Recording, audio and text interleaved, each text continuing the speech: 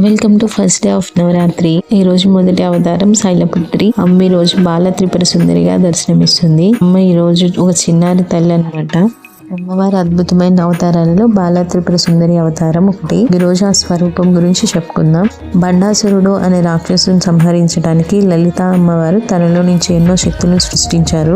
ఎందుకంటే అప్పటిదాకా ఉన్న దేవతలు బండాసురుని నాశనం చేయలేదు. అందుకే అమ్మవారు తన బుద్ధి నుంచి శ్యామలాదేవిని, నేను అనే ప్రజ్ఞ నుంచి వారాహీదేవిని, అమ్మవారి హృదయం నుంచి బాల త్రిపుర సుందరిని అవతరించారు. బండాసురుడితో యుద్ధం చేస్తుంటే బండాసురుడు తన కొడుకులతో మీ అంతట వీరులు లేరు, వెళ్లి శ్యామలాదేవిని, వారాహిదేవిని, లలితాదేవిని ఈడ్చుకురమ్మన్నాడు.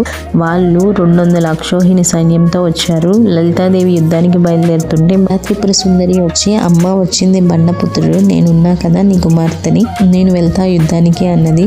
లలితాదేవి, అమ్మ నీ వయసు 9 ఏళ్ళు, నువ్వు ఎలా యుద్ధం చేయగలవు అని అడిగింది. అంటే ఏం పర్వాలేదు అమ్మ, నీ ఆశీస్సులతో యుద్ధాన్ని జయిస్తాను అన్నది.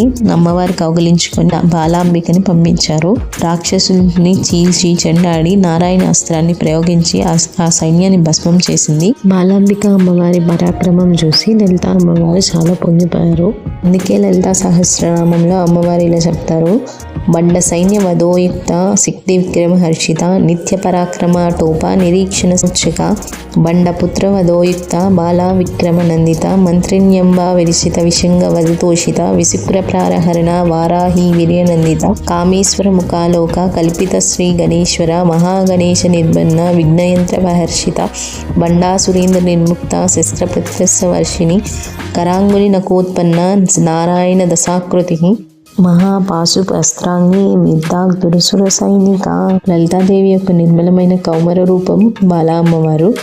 అలా పుట్టారు బాలా అమ్మవారు. మనం అమ్మవారి నుంచి ఏం నేర్చుకోవాలి అంటే చిన్నపిల్లల్లో కూడా అమ్మవారిని చూడడం నేర్చుకోవాలి.